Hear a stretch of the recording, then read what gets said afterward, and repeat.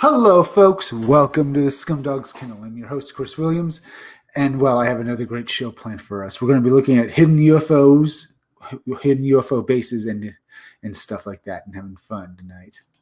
But while we wait for people to gather in the chat, let me go off and show off some artwork from my own upcoming graphic novel, Scumdogs.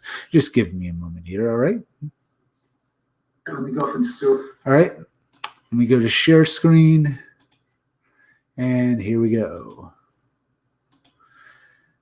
Here's my extreme 90s cover. This cover I did to harken back to the comic books of the 90s. It looks pretty good, huh? Now, the name of my graphic novel is Scumdogs, the parody of cartoons we all know and love when we were all, well, I suppose, littler. Now, the Scumdogs themselves, they're supervillains. Well, the title characters, they're supervillains out to take over the world. They're parodies of villains from 80s cartoons, and they fight parodies of characters from 80s cartoons as well. See, in the future, to explain who they are, there's such a thing known as the Scumdogs Sports. It's sporting events held with superhuman monsters as the pro athletes. See, they're called scum and dogs because they transform themselves into superhumanly powerful monsters for money. They either do this through some magical means, through they basically transform themselves into howling monsters of the night, or maybe science fiction monsters, or they basically use something like super mystical stuff like that, which turns you into a scientific monster. You get the idea. They do it for fame and fortune, so they're not exactly the nicest guys around. They're not doing this to be heroes. So they just do this because they're basically jerks.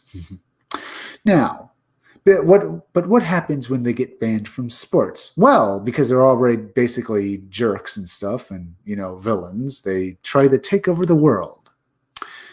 They're opposed by the Space Forces, and particularly my main characters, Death Mug and Buick Starpoon. Death Mug being the leader of the Scumdogs, and Buick Starpoon being a captain in the Space Forces. Now, Death Mug is the purple guy with the metal mask on this cover, who's fighting his archenemy Buick Starpoon. Who's fighting his archenemy Buick Who's fighting his archenemy, Buick Starpoon, the guy with the pink pompadour hair? Now, Death Mug is an arrogant, overblown dictator who wants to rule the world. His ego is so huge, it's basically, just big. It's not as big as Buick Starpoon's, though. They mainly hate each other because their egos are so big they can't stand each other. You get the idea. Now, Death Mug has various aspects you can see from villains from 80s cartoons. He looks sort of like them. Now, he looks particularly like the villains from G.I. Joe, mainly the leaders of Cobra. Like Cobra Commander, he's got a metal mask, and like Serpentor, he's got gold on him. And he's purple like the Shredder from Teenage Mutant Ninja Turtles. While Buick Starpoon is basically a G.I. Joe parody, a parody of Duke from G.I. Joe. And because of, and if you notice his uniform, he's also a parody of the space hero kind of characters. Like Buzz Lightyear or Buck Rogers, or Buzz Lightyear or James T. Kirk. Anyone else wearing a uniform like him is part of his team in the Space Forces. And they all have military specialties. All right. He's also a parody of Buck Rogers and stuff like that. Now, the other members of Buick Starpoon's team, you can see on the cover. This guy over here with the mohawk, his name is Roadhog. His military specialty is that he's an army guy. He's an army guy. While this bald guy with a gun down here is named Beach Pounder. His military specialty is that before he was part of the Space Forces, he was a Marine. Just a Marine. While this guy back here in the red uniform driving that vehicle and stuff like that, his name is Blast Tank. His military specialty is that he's a heavy vehicle specialist, a tanker. Looks pretty good, huh? This cover. This is one of 3 different variant covers you'll be able to back when my Indiegogo goes live. It's not live yet, folks. I'm still creating the book, but you're gonna love it. Now, folks, let's look at here's another new character. This girl is Girl Friday. She's another member of the she's the second in command on the Wild Rangers. That's the name of Buick Starpoon's team in the Space Forces. She was assigned to the Wild Rangers because while the Wild Rangers go and fight the scum dogs and save the universe. They're just idiots who destroy everything in sight. So her superiors in the Space Forces assign Girl Friday to the Wild Rangers, and she hates Buick Starpoon, and she hates her job because she basically thinks her career in the military is over because she's basically just a babysitter. Here we're going to look at Death Mug's henchmen, because in all 80s cartoons, the main villain, the main villain of the cartoon would have henchmen, and they'd be idiots who'd basically just be failures or just morons or just idiots. These are Death Mug's idiots. Or these are my idiots. The pink guy is Sloppy, and the blue guy with the top hat is Murder Mouth. There are a couple of idiots that are a parody of every henchman from an 80s cartoon, and they're just going to be fun to read when you read about them in a graphic novel. They can't do anything right, and they destroy everything in sight. All right. Let me do this. There. All right. Yeah. All right. Here is Hair Metal Doctor. Hair Metal Doctor is a parody character. Hair Metal Doctor is a parody of Dr. Mindbender from G.I. Joe, a mad scientist.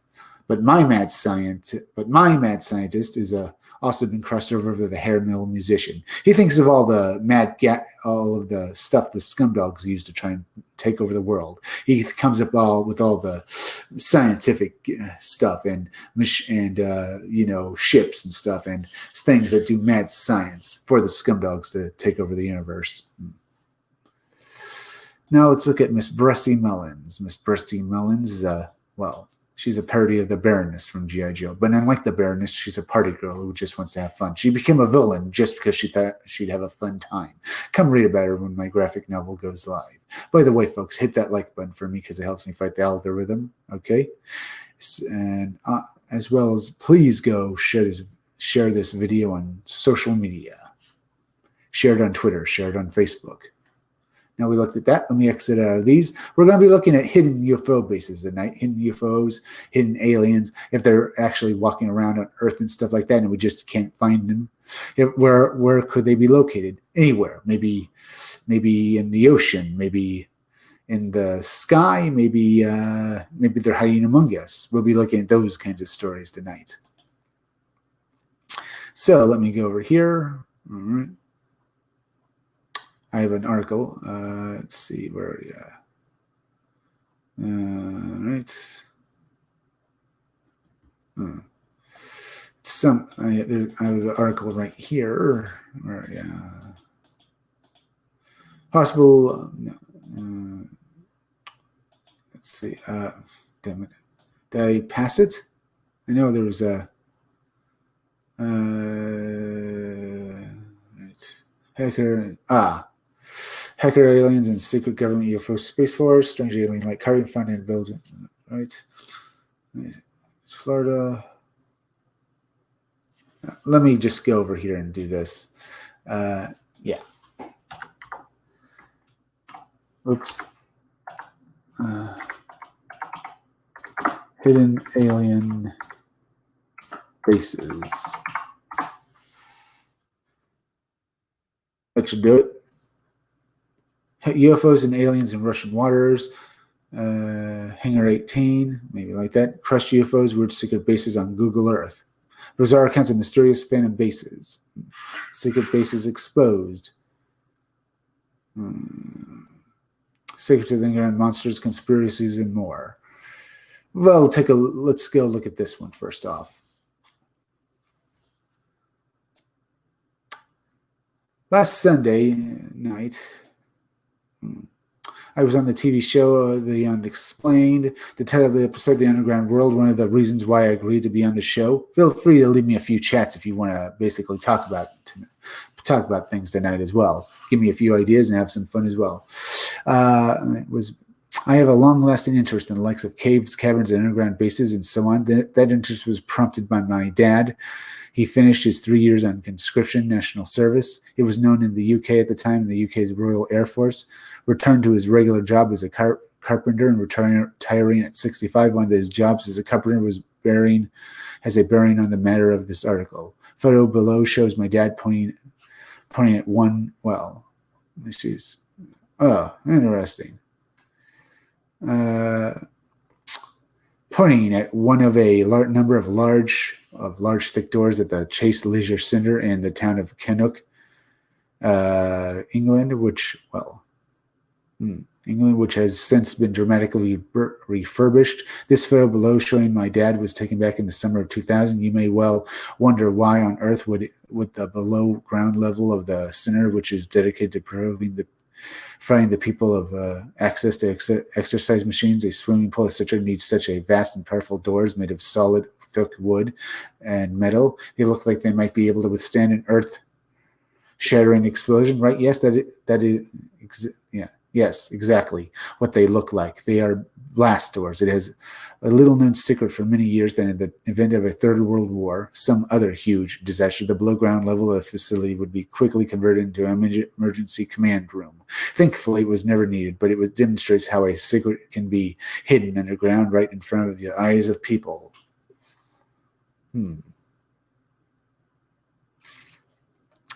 Now, let's move on to something very different. The Chupacabra. Back in 2004, I flew out to South America with a crew. Sci-Fi Channel's proof positive.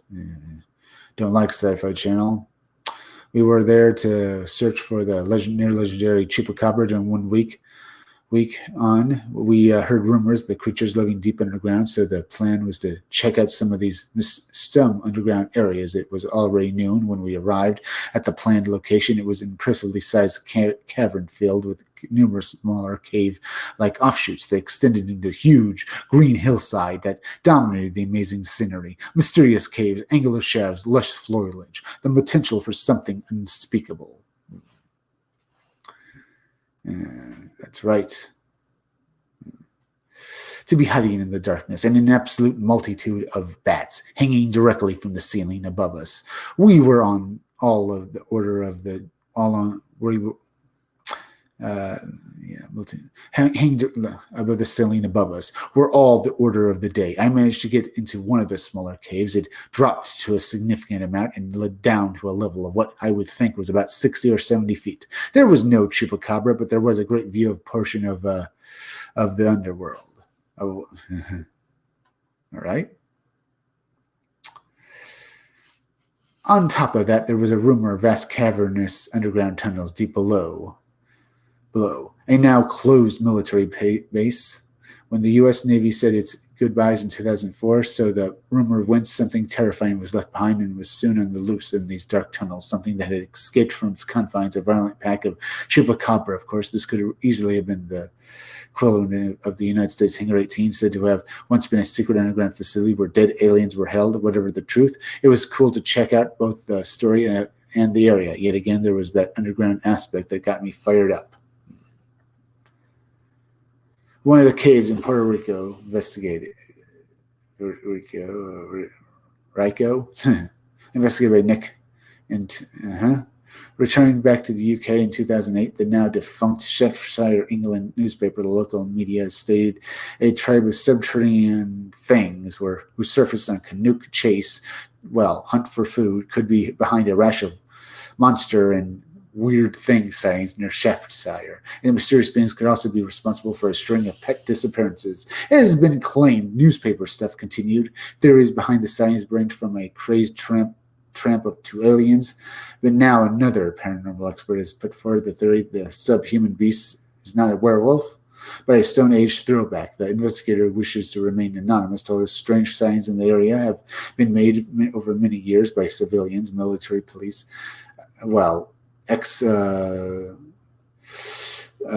cops and stuff like that, military police, scout leaders.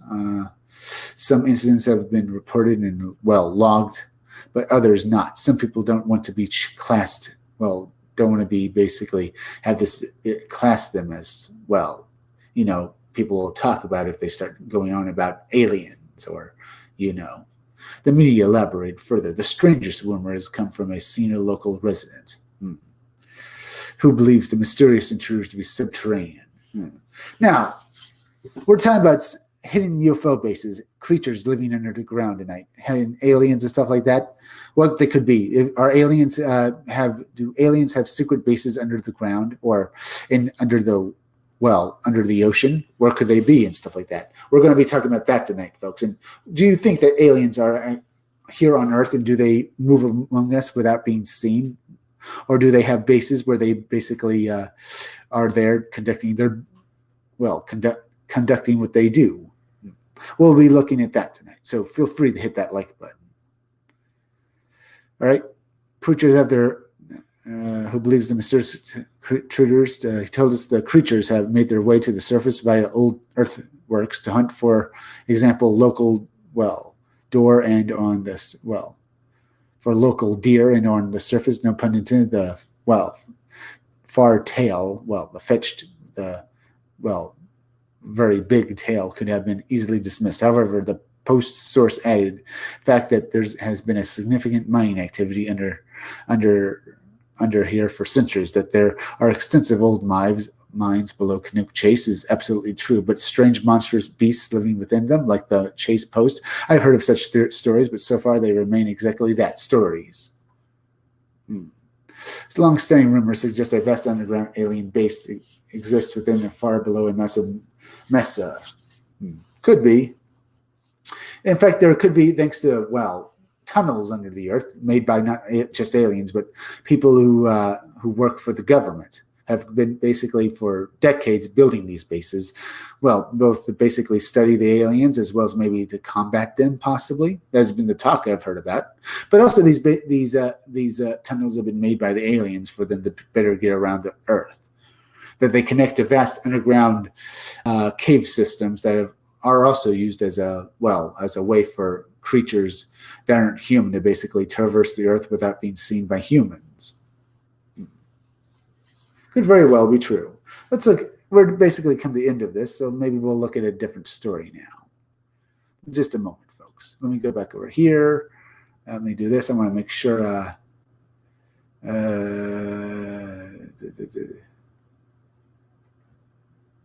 me go down here.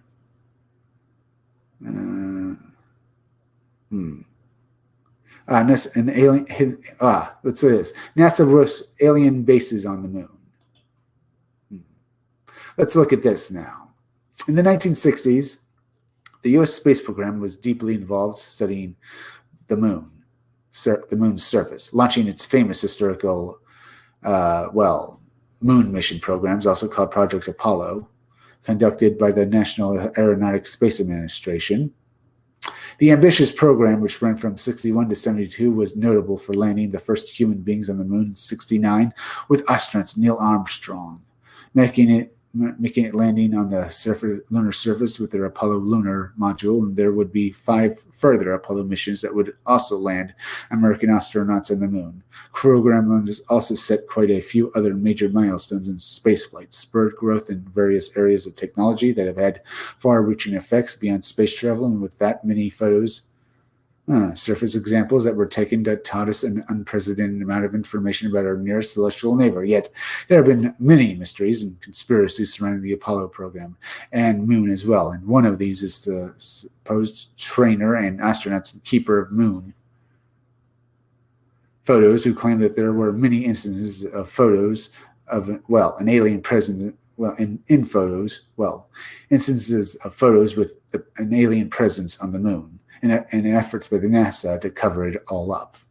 Among this, scores of people who made the whole program work was aerospace engineer, pilot, and astronaut trainer Johnston. His name was Johnston here, who according to him was one of the 4 civilian. Johnston, who according to him was one of the 4 civilian astronaut consultant pilots who helped train astronauts for the. Down here, Apollo 11 missions hired by Grumman Aircraft Corp. One of Johnston's main duties at the time was cockpit and instrument development and training, as well as to test the lunar mission module in the vacuum chambers in order to make sure they were safe for flight. In the process, helping to train the astronauts in how to land. Johnston would supposedly later take on other duties, such as allegedly working at the Lunar Receiving Laboratory, which dealt with processing and analyzing various samples taken from the moon, as well as photographs. Johnston says he handled the photographs from 5 of the Apollo missions, which were stored, curated, cataloged, and often sent off to scientists to be studied and analyzed. Indeed, Johnston claims he was the director of the Data and Photo Control Department, so had access to all of the photographic data being sent back to Earth from the moon, including photos, film, and slides. It's worth his work here that the conspiracy and strangeness begins.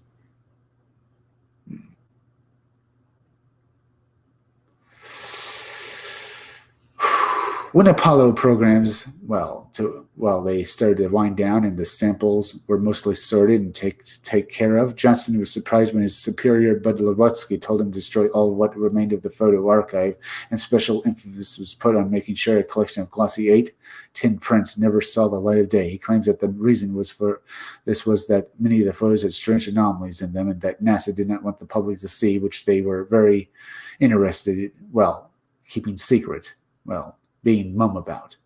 To the point that, according to Johnston, the photos would often be altered to cover up anything weird in them, with extensive manipulation and doctoring done on them to hide what he says were evidence of some sort of non-human structures on the lunar surface. Yeah, there's that as well, to consider. He has said of all of this in an interview. Yeah, what do you think about that, folks? Think there are alien structures up there that actually some of the Apollo missions were sent up there to basically check out these strange hidden machines and stuff like that, and structures that check out if these aliens were friendly or not. As what I've heard about it is that when they went up there, they saw aliens, and the aliens said for them to basically stay where they are and not go too far further from their craft because they were being monitored, and that if they, researcher and stuff like that, said if the astronauts were to approach any of the alien structures, they would basically be, they'd face a punishment or face something not pleasant. There's an researcher. There's also there's an interview with some research. There's an interview right here and stuff like that. Researcher and stuff like that. Once we were done, the three missions I was put in charge of photographing and documenting the exact location. One day, my boss ordered me to destroy these images. Reminded him that the government had paid for them and that they would be made public, to which he replied, "No, get rid of them. I don't care what you think." It was because there were elements in the pictures that were unexplainable. Unexplainable. You can't see the lunar anomalies too. You can see the lunar anomalies too. It looks like something has been smudged out. Way before Photoshop, they would paint things out. Once they walked into the photo lab, I saw a woman painting something out. She called herself a stripper. Said that she was paid for it. This really upset me. I was in charge of keeping a record of things. I guess that's why they call me a whistleblower. Call you a tattletale, huh? Call you the guy who basically lets all the secrets out. Johnston would end up defying his orders and keeping a set of these photos for himself as part of his personal portfolio and as evidence of what he had witnessed. He would sit on these photos for years, keeping them secret, afraid to come forward with them or show them to anyone else. 1995, when Johnston attended a lecture being given by the somewhat controversial Richard Hogland. After the seminar, Johnston allegedly approached Hogland with his photo set, and the two would look through them together. So, gotta wonder what they were looking at, huh? Alien bases, aliens themselves. Very interesting. Alien crafts as well. Alien crafts and alien crafts. I wonder, what did they actually see? I mean, these photos are probably out there and we could look at them as well. So this is very entertaining to see, huh? In fact, we passed a photo. We might go back here. Here's one of them. See anything weird here? We see footprints of this astronaut on the moon, so there's that as well. Now, here's some further ideas. Just why were people wanting to basically keep mum about UFO objects? They were sure they were aliens, or they were sure they were demons. No one really knows what they were, only that they were up there. So that's entertaining. Ooh, no. Feel free to leave me a few chats. I probably should have had that Ben right down here and stuff like that. If you wanted to basically leave me some chats, feel free to leave them for me right now, folks. I want you to leave me some. I want to hear I want to hear from you guys. Let's see though. Ooh, you have hit that like button, so that's very good for me. 25 minutes in, so let's get back to what we were looking at. Let's see. Johnson would end up defining his orders. He would send these, with his set, he would look through together, according to Hoagland, the photos were very, very intriguing and definitely showed evidence of an alien presence in the moon. Hoagland also claimed that he was allowed to take scans of the prints, which he says allowed him to uncover further details on analysis, and he would write of the photos in the 2000 book Dark Mission, saying, in scanning Ken's priceless Apollo 14C prints, I discovered that the computer could see what the human eye could not. Incredible geometric detail in the pitch black areas like the lunar sky, sensitivity of modern CCD imaging technology, and even commercially available image scanners coupled with the amazing enhancement capabilities of state-of-the-art commercial software like Adobe's Photoshop allowed the invisible detail in these supposedly black layers of these 30-year-old emulsions to ultimately be revealed.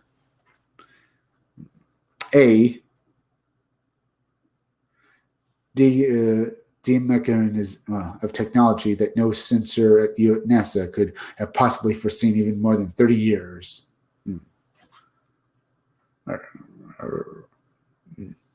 Right?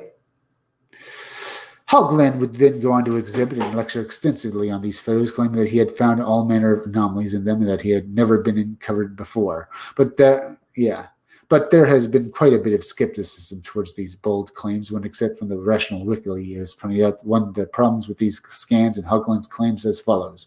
Of course, scanning cannot reveal invisible detail. If it truly is invisible, Hoagland has made a career out of trumpeting the fact that his scans, Ken Johnston's collection, shows things that the official scans don't. But of course, he's comparing on the other hand. One hand, he's a professionally scanned image from an original negative or inter-negative done in a clean room, and on the other hand, a photo print stored in Ring Blender for 20-30 years and pulled out and scanned on Hoagland's office scanner, the glass of which is quite clearly contaminated for use as PowerPoint slides. Hoagland typically slams up the brightness, a procedure guaranteed to reveal any scanner contamination when the image is black. The scanners have also been written off by skeptics as merely showing imperfection and artifacts in the scanning surface, such as blemishes and fibers. Regardless of what Hoagland's scan shares, they were responsible for making Johnston's photos public, and Johnston himself would begin to be more open with his original collection, releasing them in the public for free 2015 and donating the collection to Roswell International Research Center and Museum. Those have been locked at the photographs for themselves have claimed to see all manner of strange things in them, claimed satellite dishes, statues, ruins, buildings, and even a lunar alien base with invisible lights and structures.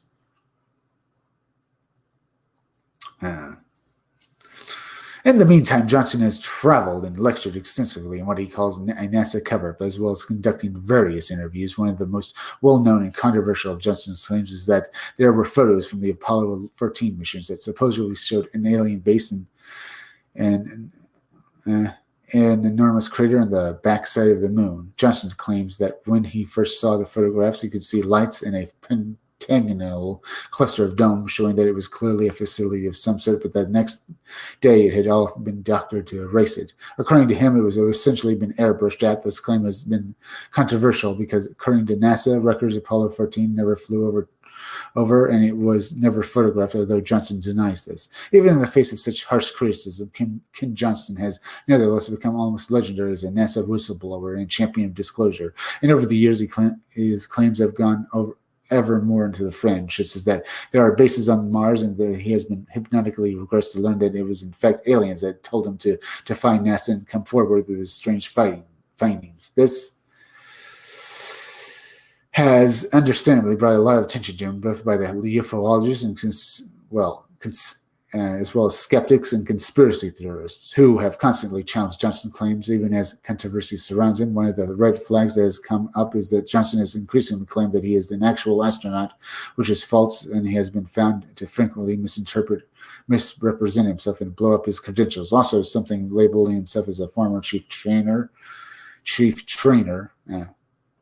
all of which has gotten him in hot water with NASA and the State Department. He has also made other extravagant claims that have been seen by skeptics as questionable at best, such as that he has a doctorate in metaphysics diploma, and his close colleague Brett Stifford, who often accompanies him to lectures, has also been a controversial figure within the UFO field.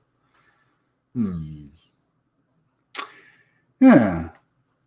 For his part, Johnson has continuously fought off his critics and insisted it was all real. We are left to wonder if there was anything to this. Is Ken Johnson for real, or is he a fraud? Is this for real or a hoax? Become hotly discussed and debated. And it shows that the moon will likely attract stories like this one. Well, yeah, attract even more stories like this one. That's been a pretty good article. Let's look at some more hidden bases, huh? Yeah, hidden UFO bases. Hidden alien bases. Yeah, let's do this. Let's see. UFOs and aliens in Russian waters. Mormons, alien, Hangar 18. Let's take a look at this. Talking about how, Hangar 18, where they supposedly keep, things that we're not meant to know. Basically, their remains there and stuff. Released in 1980, Hangar 18 was arguably Hollywood's first UFO conspiracy movie. Its plot features many aspects of the real-life UFO enigma, specific details about allegedly, top-secret UFOs related to the government. Okay, this is about the first movie about for the Hangar 18. Hangar 18 was supposedly actually a real place, so we should look at this, I guess. We can have some fun here. But what do you think, folks? Feel free to leave me a few chats because I'd love to hear your ideas on this as well. Hangar 18 continues the discussion within, the alien community, in part for the fact that it was released in 1980. It was in this year that details of the Roswell incident began to filter into the popular consciousness within the publication of Charles Billett's Charles Billett's The Roswell Incident, the first book on the Roswell subject, equally significant in 1980 and undoubtedly connected to Roswell developments, was the quiet insurgent of the UFO community. Let's see, to the term, MJ12. This term, along with its variant Majestic 12, has now assumed permanent resonance in popular culture, having featured in TV shows, movies, comic books, and games.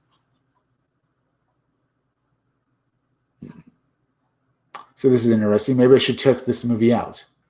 Hangar 18 begins in Earth's outer atmosphere as NASA is preparing to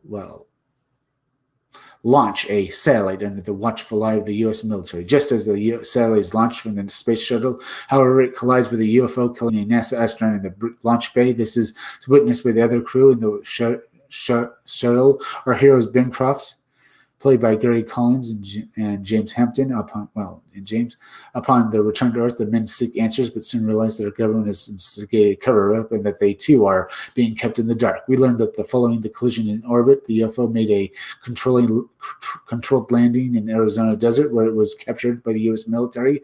Craft is soon transferred to the top-secret Hangar 18, where it is studied,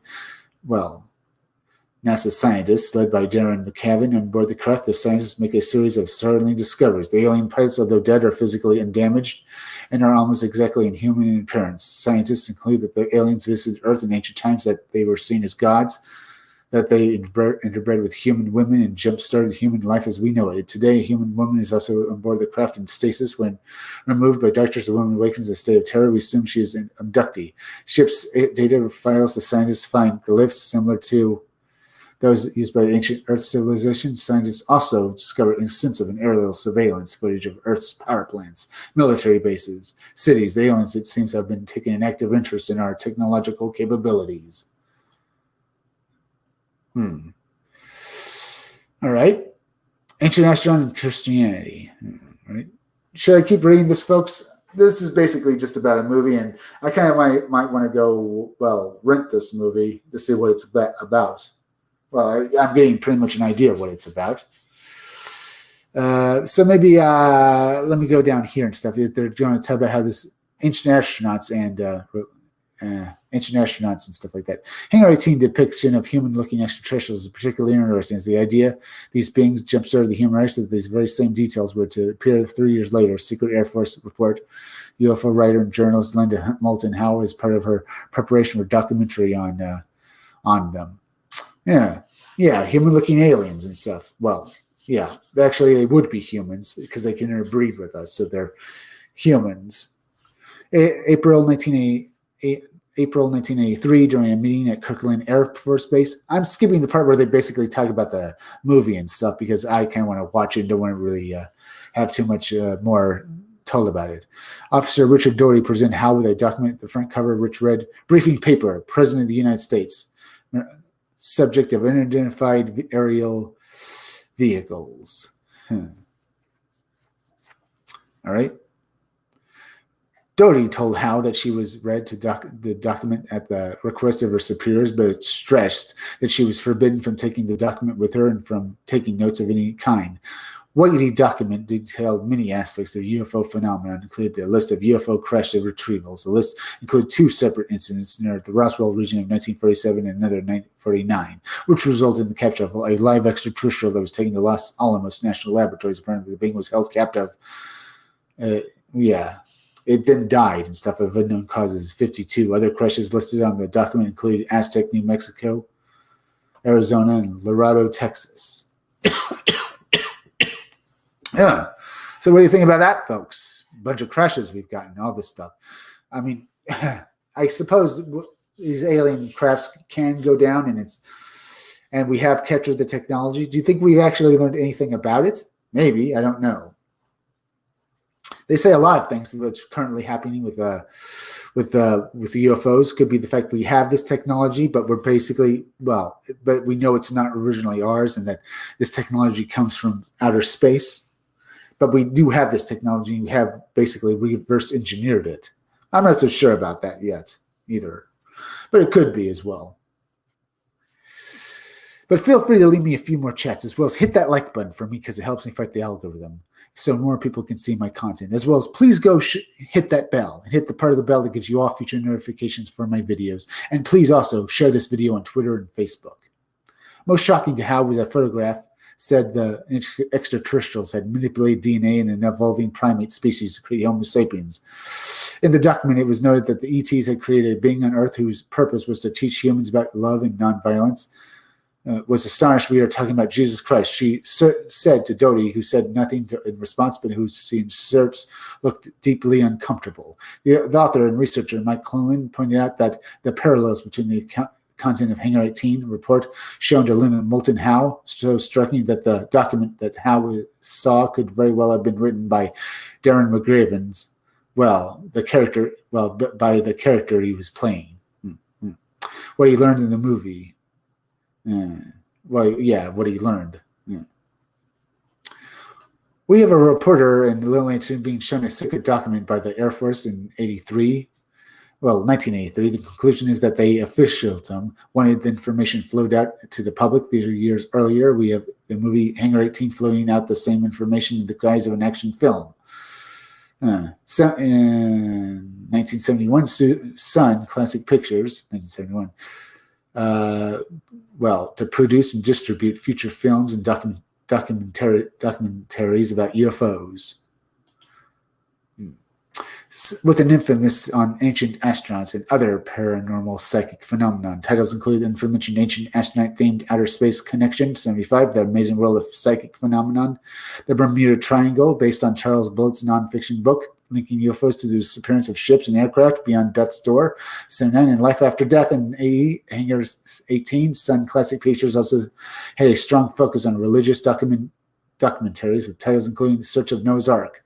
Okay, so Jesus Christ actually existed, and he had something to do with aliens. I can believe that. I can believe that the aliens were actually doing God's work as well. It could all very well be real as well. What do you? But I do believe in Jesus Christ as well as our Savior. But having him be connected with aliens, does it sort of change it? Not exactly, because if these aliens were doing God's work, it could very well be that they were. And they did send him here, and he was doing God's bidding. All right, let's go down. Mormon connection. Sun Classic, Pictures was established in Utah as a Mormon-run company with Raylan Jensen as its first president. Of the studio's writers, producers, and directors also were Mormons, including Robert Starling, writer In Search of Historic Jesus, and who later in life would make an educational documentary about the Mormon Church. Charles E. Seller Jr., one of the Sun's most successful writer-producers. Also a co-founder of the studio with Raylan Johnson as producer. Seller would make only family-friendly G-rated films out of Mormon conviction. His credits for Sun notably include The Bermuda Triangle. Seller wrote a UFO nonfiction book examining the UFO enigma in the context of government covers and stuff. It makes sense that a Mormon-run film studio should exhibit an interest in UFO. Mormon cosmology holds that the Earth is not unique and not just one of the many inhabitable planets. It's created by Jesus for the purpose of bringing about immortality and eternal life. Yeah. Mormon leaders who have taught that the inhabitants of these planets are almost identical in appearance to humans, just as the alien beings in Hangar 18 are extremely human-like, dwelt upon in the film's plot. Yeah.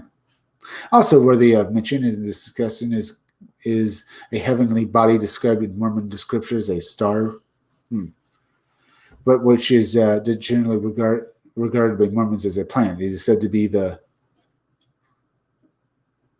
closest place in the universe to the throne of God. In this context of science fiction, the popular ancient astronaut-flavored TV series Battlestar Galactica 78 through 79, 2004, 2009, incorporates many Mormon cosmological beliefs into its overarching narrative. This is because the creator of the show, Glenn Larson, himself a Mormon in the TV series, the planet Kobol, as opposed to Kolob, is the birthplace of the human race, where the lords of Kobol are held sacred. Is the human birthplace of is the birthplace. Interesting, huh? Yeah, very interesting right there. An educational agenda. In the Mormon text Doctrine, Salvation, 10th President of the Church, Jesus Christ of Latter-day Saints, Joseph Fielding Smith states, we are not people that, let's see. We are, they're not the only people that the Lord has created. We have brothers and sisters on other earths that look like us because they too are the children of God and were created in his image. They are also his offspring. Smith began his LDS, his presidency in 1970, year prior to the establishment of Sun Pictures. Also relevant is a quote by LDS Apostle Neil Maxwell in his book A Wonderful Flood.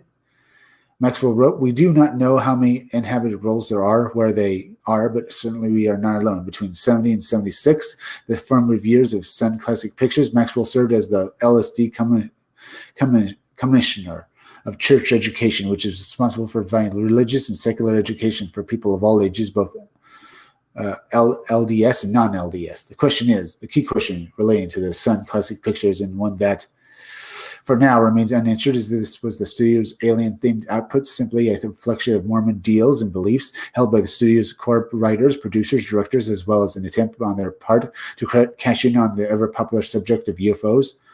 Was a more lofty strategy on the part of the Mormon Church itself to subtly educate the public about an aspect of the Mormon faith, which is the century of the UFO was becoming both increasingly taboo, increasingly relevant, life on other planets and its possible links to humanity, as well as various very interesting things. Bob Rogers, Loomis Sunburn. Hail, Bob Rogers, Loomis Sunburn. Hail, hail, hail, Bob Rogers. Hail. Bob Rogers, Loomis Sunburn. Thank you for coming to the Scumdogs Kiln. We're talking about hidden alien bases. Do aliens move among us in secret? Do they have alien bases? Is the government hiding them? Is Hangar 18 where they keep the dead bodies of aliens? We've been reading about those tonight, folks.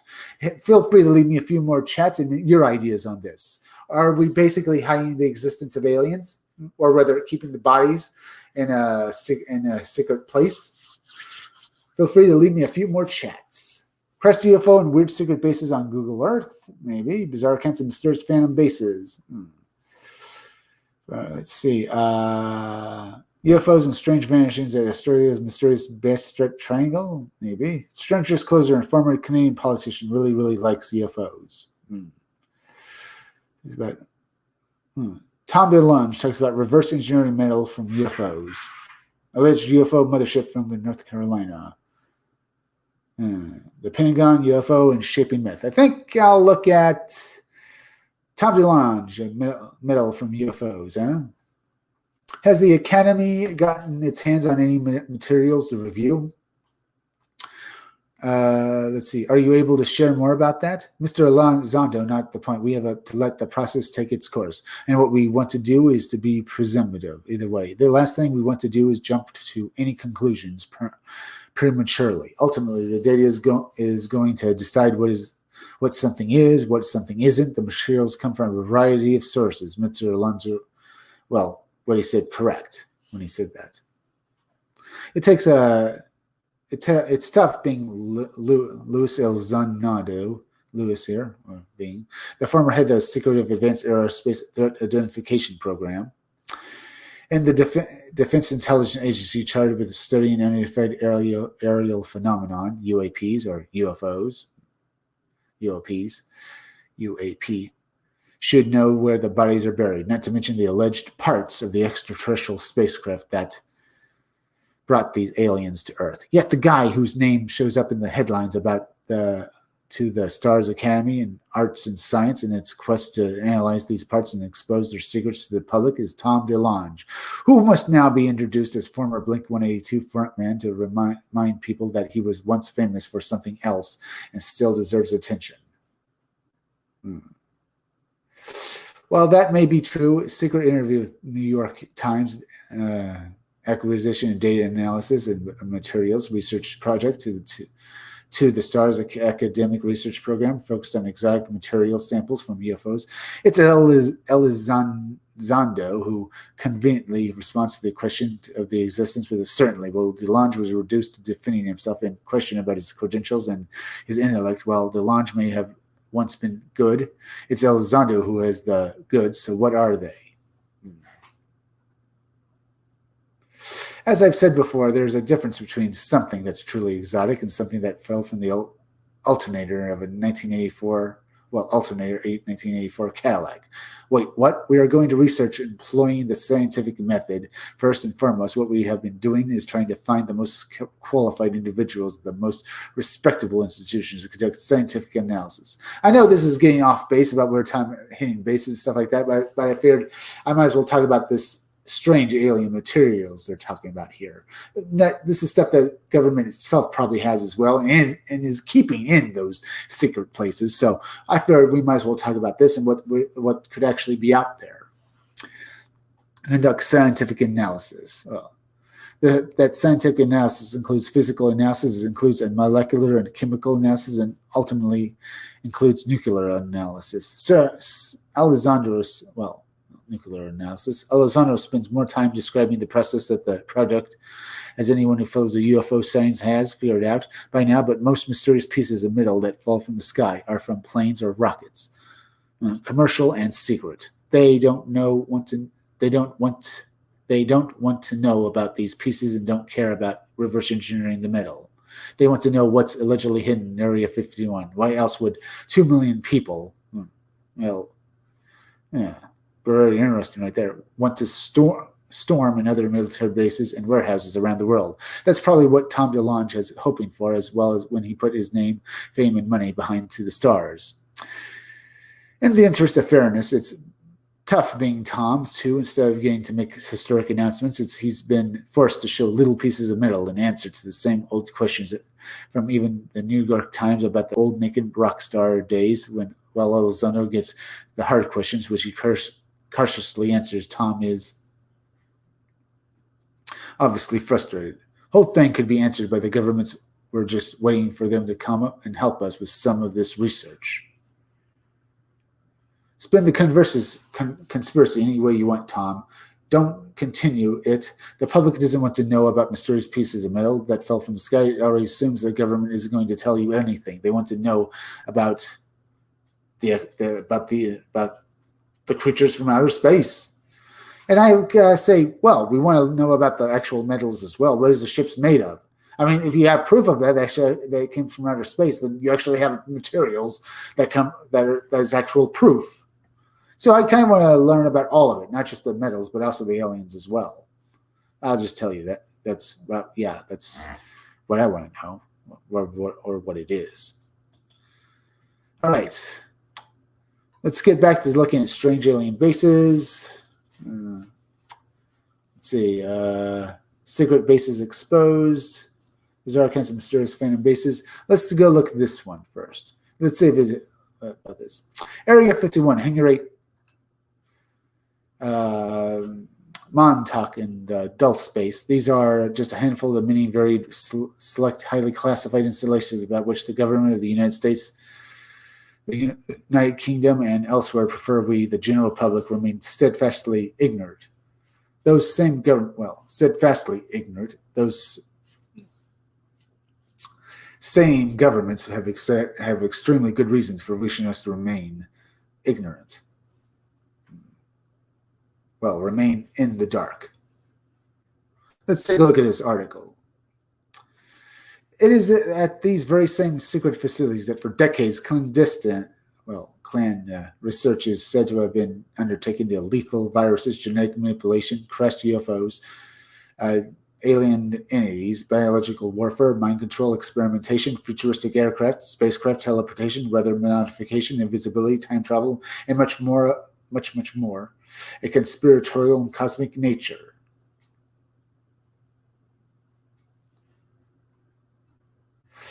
Whether situated deep under the oceans, far below the ground, or within the heart of a hidden remote desert locales, these and many other super secret places are guarded with a paranoid zeal. Those in power who wish to keep their secrets buried and locked away, from the public. Sometimes, however, locked away prying eyes and stuff. Sometimes, however, the huge steel, near impenetrable vault-like doors that help to hide the shocking truths open wide or are forced open, and the shocking secrets within are revealed. All right. In fact, they are revealed in brand new book, Keep Out. As noted above, one of the areas I cover in the book is that concerned the highly controversial saga of the alleged underground base at Dulce, New Mexico. It is a strange story that is fantastic as it is terrifying. It is a tale filled with hard-to-define rumors, outrageous government secrets, and, disinformation, hostile extraterrestrials from beyond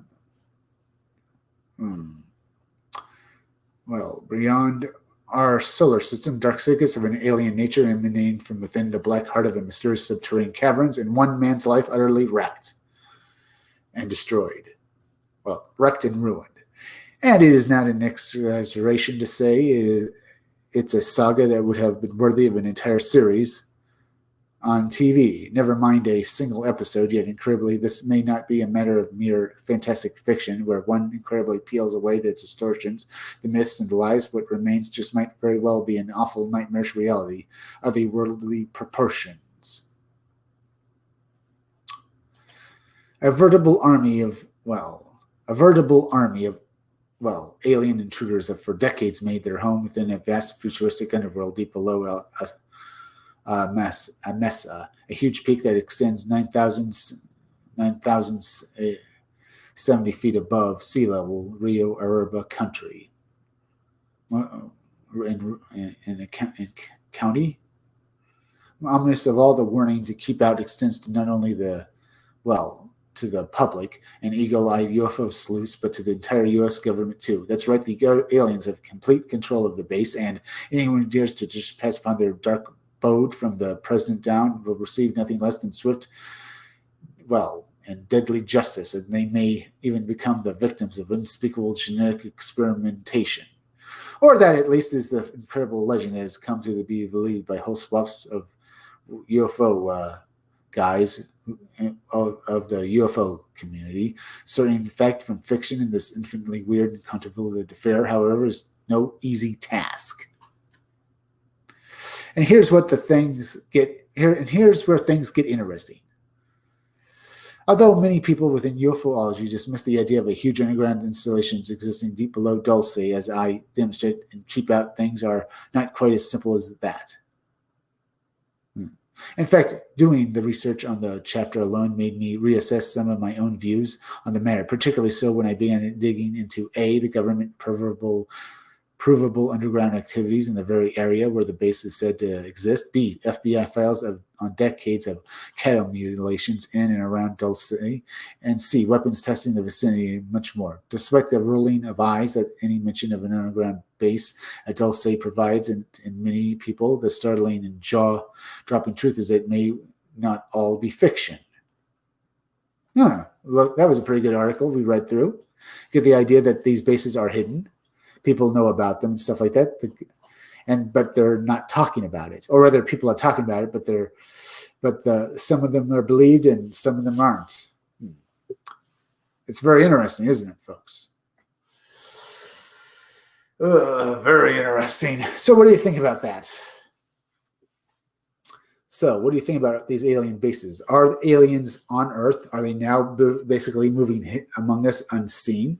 Are there bases anywhere else in the solar system that these creatures?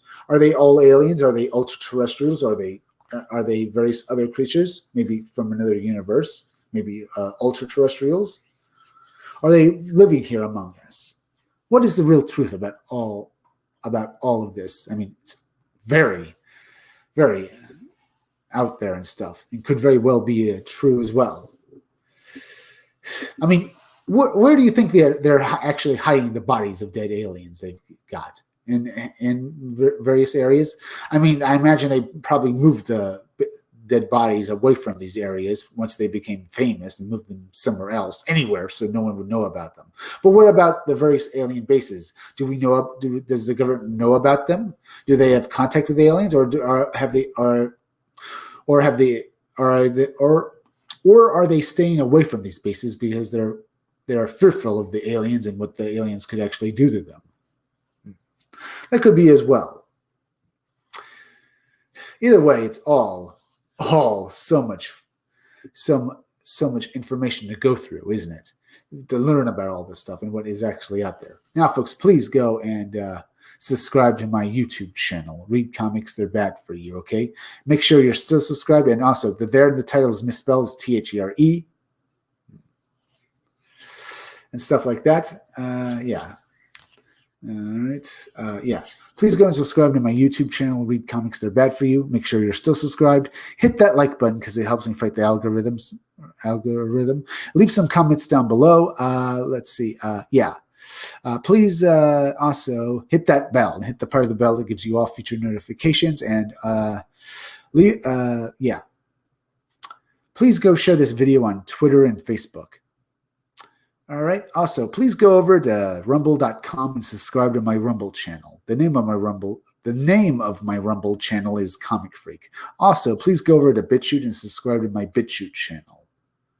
The name of my BitChute channel is Comic Freak. As well as please go over to Stitch Together Picks. Stitch Together Picks is a YouTube channel that is hosted by a great host. You're going to love his reviews of movies. The character he plays on his channel is just fun. He has multiple personality disorder, so you're not just getting one character, you're getting a whole bunch of them, and they're fun as hell to watch when you watch his reviews of movies. As well as please go over and subscribe to Creepy Little Book. Creepy Little Book is like the Art Bell radio show. He releases small videos talking about high strangeness, where he goes into creatures and creatures and stuff that we only see about. Well, he talks about very high strangeness, conspiracies, and things that have happened to people. He also does live streams every night. He live streams every night and on weekdays at 12:30 a.m. and on weekends at 10 o'clock p.m. and 3 o'clock a.m. He talks about aliens and ghosts. You learn so much from Creepy Little Book, and it's just so much fun to watch. As well as please go, anything else? Yeah. Yeah, we had a great live stream tonight, didn't we, folks? We learned a lot about hidden alien bases and what is really out there. Or at least probably what is really out there. I mean, what can I say? I mean, this stuff most definitely probably does actually, this stuff exists. Okay, maybe I should say this stuff this stuff is probably out there and this stuff probably does exist. Remember, folks, I'll be back. I'll be back again tomorrow around 5 o'clock, or maybe 8 or 10 for another live stream. So be sure to come back again then. I'm Chris Williams from the Scumdogs Kennel. Thank you all for joining me.